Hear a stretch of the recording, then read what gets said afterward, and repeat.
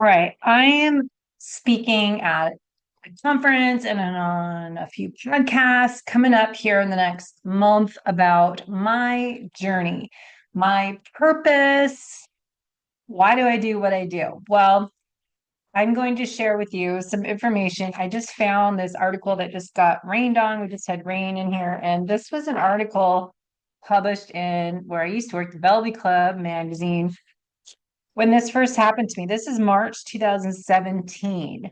I got what we call, simple term, adrenal exhaustion by doing too much of everything.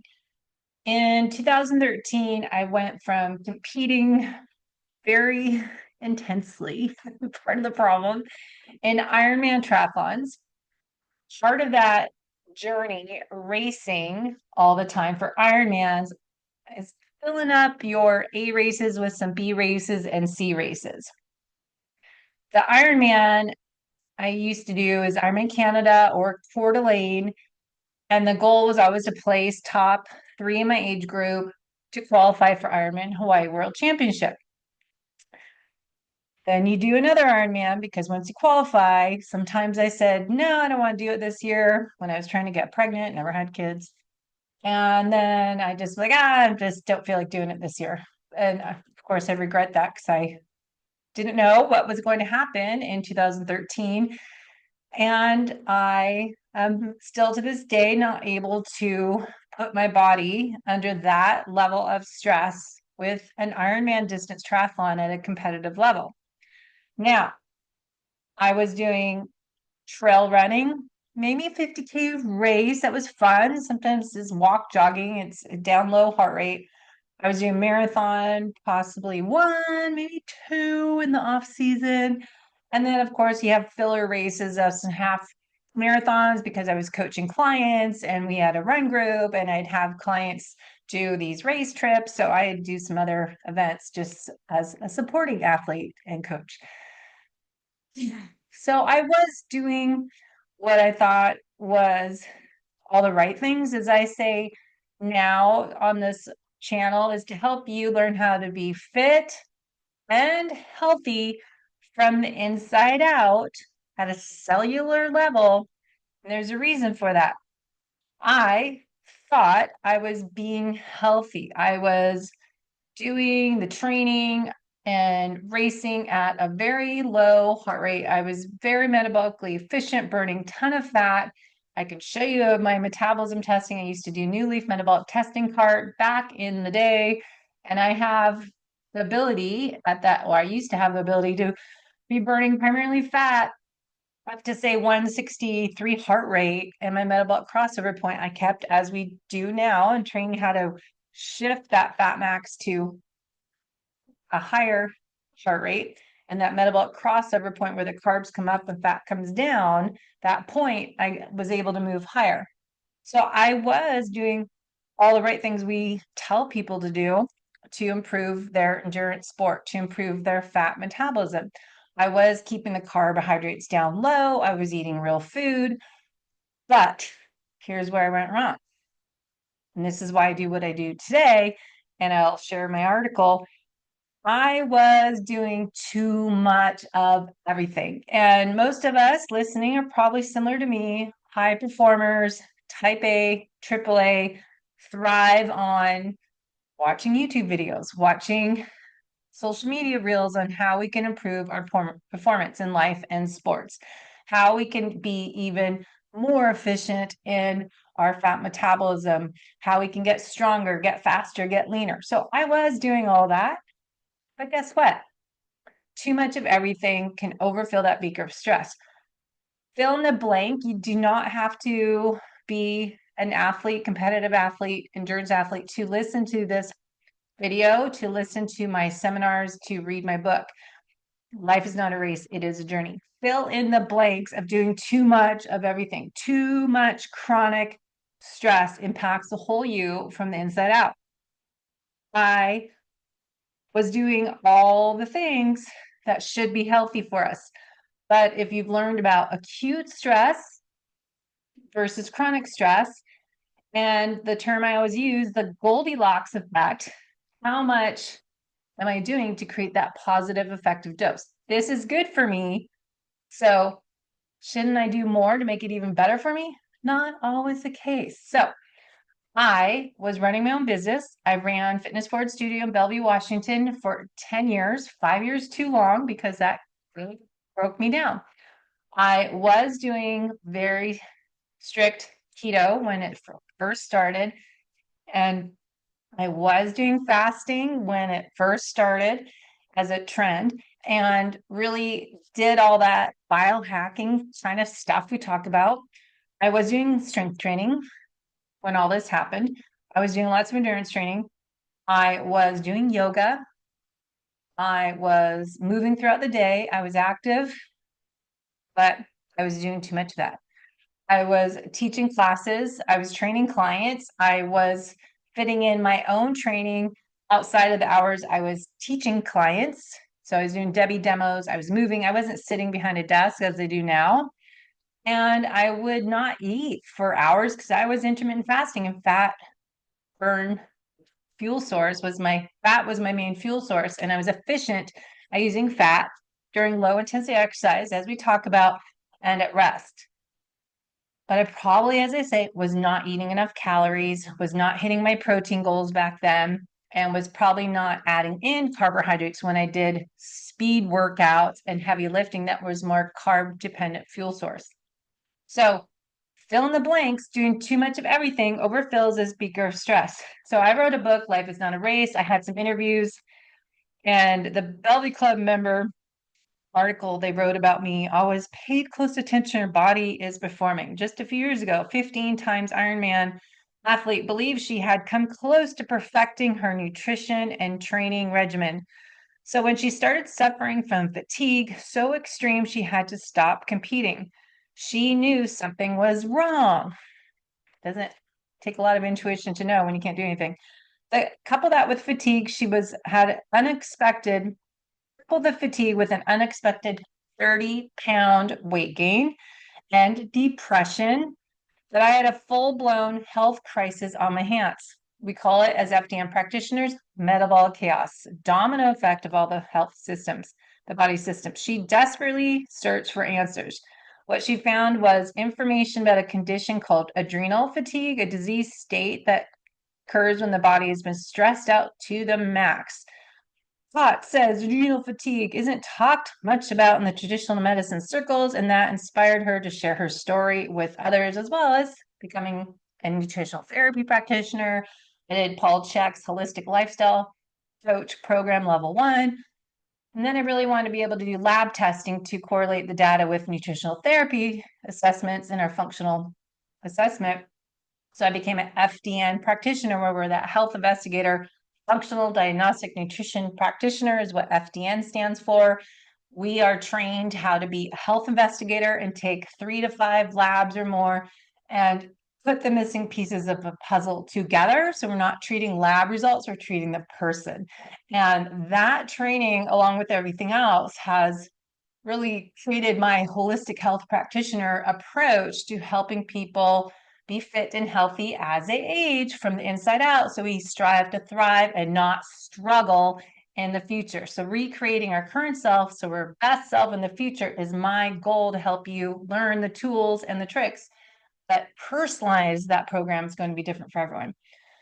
So the magazine interview went on, but where did the idea from your book come from? Can you describe the lifestyle that led you to a crash and caused those symptoms? I said, it's funny reading this because I think I've learned a lot more since then, but it was 2012 and I was at the peak of my competitive career and racing a lot. I did 15 Ironmans starting in 2001. In 2012, I finished my 5th Ironman Hawaii in October. We're training, competing for it, and then did other events after that. I thought, oh, I'm in shape. I'll continue racing, as I did a marathon and a 50K race and 70.3 worlds. So the following March 2013, I was in peak shape, fit and healthy, but I started to feel this weight creeping on. My body composition was changing. I was losing muscle and gaining fat. Now, I said in this interview, I was starting to feel anxious and depressed. and fatigue. The fatigue got so bad that one time I was riding my bike, all of a sudden, I remember this exactly this day. I was riding my bike, and all of a sudden, I had nothing. I cannot do another pedal stroke. And my cycling, bike riding is my best sport of swim, bike, run.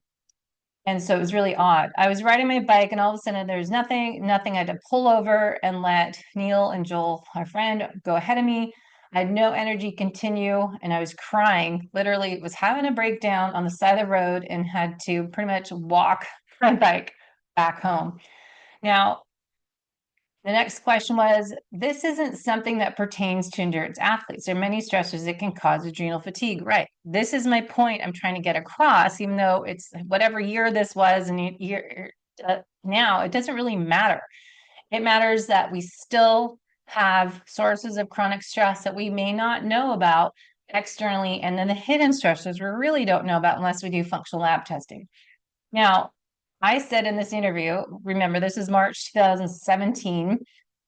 My story is just an example. You can fill in the word triathlon or replace the word triathlon with anything. Owning your own business, being a single mother, working full time, just trying to do too much of anything. Our philosophy so often is the more, the better, fill your days up. I often say too, we feel if we're not busy all the time, we feel lazy. We feel that we are not doing enough. And if you're a high performer, you may struggle with stillness, quietness, right? Do you relate to that? So we wake up with the alarm as a starting line and the bed as the finish line. Life is becoming a race instead of a journey. You really need to be present and focus on one thing at a time. Do you ever do that? Do you eat and not do 10 things at once? Now, you really need to be focused. Now, when you're distracted, you don't always see the red flags. So true. And this is why I'm trying to speak out at conferences and get to be a guest on podcasts, because this did not happen to me March 2013 suddenly.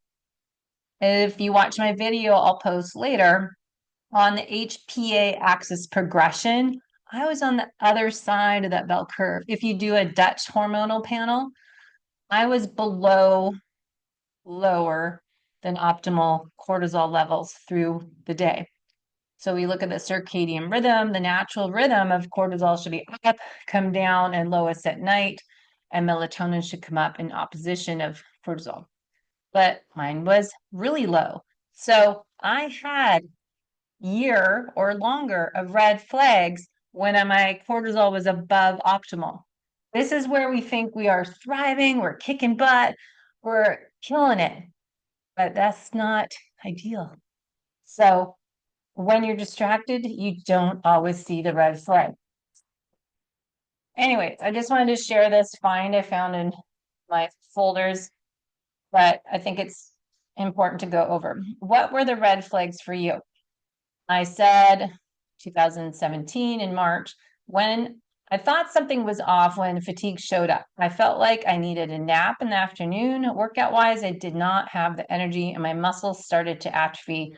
I felt more fat. So body recomposition, we say now, fat in my body, and I had nothing. I didn't change anything in my lifestyle with nutrition or exercise. So this was a major red flag. I was still eating healthy, which nowadays I say healthy. What is healthy? Everyone says, oh, I eat healthy. Depends on you, what's healthy for you, and really making sure healthy means, well, we should all avoid vegetable oils, processed foods, refined sugars, refined flours, and hitting the protein goals for sure, and then adjusting your fats so you're full and satiated, and the carbohydrates coming from nature based on your exercise intensity level. So what is healthy is something I work on with clients individually. Now, the big red flag is that you're doing all the right things you think are good for you. You feel good, and then suddenly you don't feel so great. I'm tired. I can't sleep during the night. I have to have naps every day. I'm gaining weight and I'm still trying to exercise and do strength training, but I'm still in a catabolic breakdown state. Cortisol to DHA ratios, we see that on the Dutch test. So are you in a breakdown versus building? The breaking down is more so than the building up. trouble. What else did I say? The big point is that I want stress with people that you can be exercising, eating real food, but when you can't figure out why you're gaining weight, why you feel depressed, you feel fatigued, there are reasons for it. It's not just you have low thyroid, or it's not just you have depression and you need an antidepressant, which a lot of people told me to take. The term adrenal fatigue isn't recognized by traditional medicine. Even now, when I wrote the book, I had to switch adrenal fatigue, adrenal exhaustion to HPA axis dysfunction. And that HPA is the hypothalamus, sends a signal pituitary gland responds. Remember, pituitary gland does other things, but now it's focusing adrenal glands to respond to that stress or threat on our life. And so our body freezes everything else and responds to that stress. But if that stress isn't just acute, now it becomes chronic all the time, we're shutting down attention to, say, thyroid or sex hormones, and our attention is on respond to that emergency, right? But it's the chronic stress that's the problem. I feel that when you just can't figure out what is wrong, it's good to look at this. So I said, question was, what else made you stress besides a demanding competitive schedule? Well, I said a big thing for me was rearranging my schedule. I used to wake up at 3:30 in the morning. I got up super early so I can check my emails before a meeting for work or training. I rearranged my life to make my sleep a priority because I was burning the candles at both ends. So I looked at my schedule of work and life and workouts and made sure my meetings and appointments were not so tight. So going one meeting to another actually is a stressor to me when I have like 2 minutes before another meeting. I need a little buffer time. So that's something I've learned about myself and how I respond to organization and stress. And I'd make my whole day to be overly scheduled. Now I find ways to slow down, which now I say, push pause, control, delete, reset, rebuild, repair, recalibrate. Next question was, so figuring out all your stressors was the key to healing. Well, funny, I'll see what I said here. It's been 4 years and I'm not fully healthy. I'm not 100%. I still have thyroid problems, low thyroid, and I still cannot run very fast. Well, that's still an issue for me today. I just can't get back to my normal, which was my optimal. My memory is affected. When you have adrenal fatigue, you actually damage your brain. I explain more than that in the book, but it's all a part of the cortisol production. Well, I would say now we know that leaky gut causes leaky brain, and there's a connection there. It should be the right amount because you want fight or flight response, but if it's high all the time from stress, chronic stress, eventually it will get too low and your body can't respond to anything. So you're not as resilient. When your cortisol has everything to do with dysfunction. Brain fog is related to that, memory depression. So look at my video that I'll post later on what we call in FDN practitioners, Reed Davis, the founder, terms metabolic chaos, and how the area when we get cortisol DHA out of balance and we're in breakdown mode, we have this domino effect of health issues related to everything in our body. I'm also calling this in our seminars we've been doing metabolic harmony, tips to create metabolic harmony so you avoid this metabolic chaos. Now, how did I educate myself what was happening? Again, this is 2017, so I've continued to do this, and let's see what I said. I was studying a lot about health and listening to podcasts. I was listening to Underground Wellness. Remember Sean Croxton? They were discussing adrenal fatigue. Ben Greenfield was a host, and he specialized in fitness and endurance athletes. After that, I was doing Ben Greenfield's Superhuman Coach program. Then I did Ben's Keon coaching program. And then I was a coach for Ben Greenfield in his Keon coaching platform.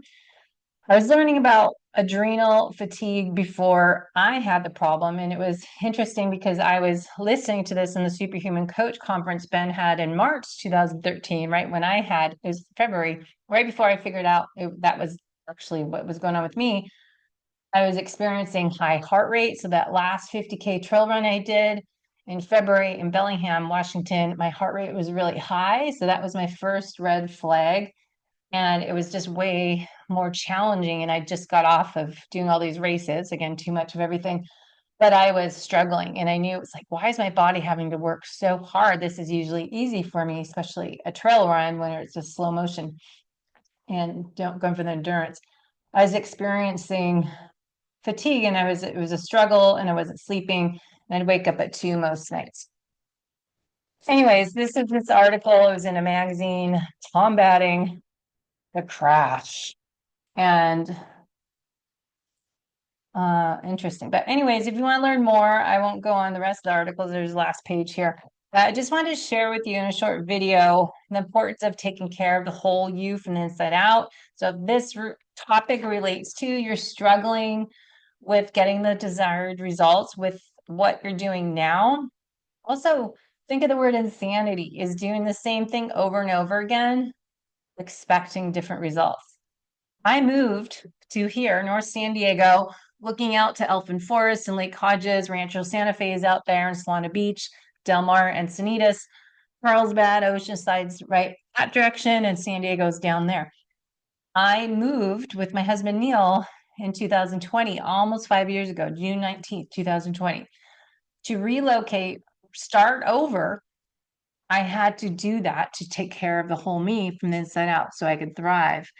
And so my journey of repairing and rebuilding really by improving the quality of life and changing my work schedule, even though I had to start my business all the way over again with just from just it's been a lot of work itself.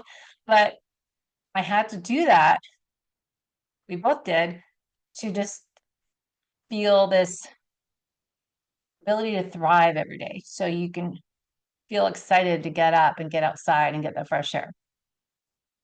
All right, so watch the videos, sign up for the summit we have coming up March 17th called Empower Her Summit. I will be speaking on March 17th, 9 a.m. Pacific time.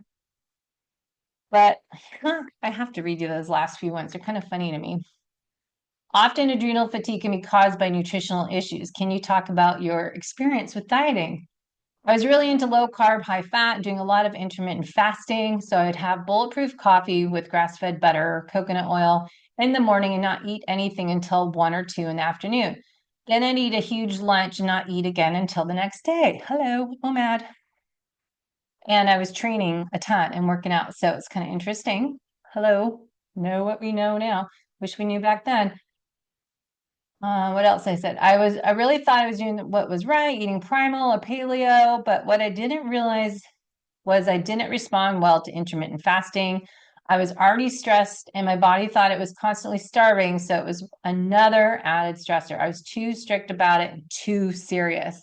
You relate to that? I know a lot of you out there do, especially if you are the fit and healthy, or let's switch that word, fit and active population, you may be doing too much fasting and not eating enough.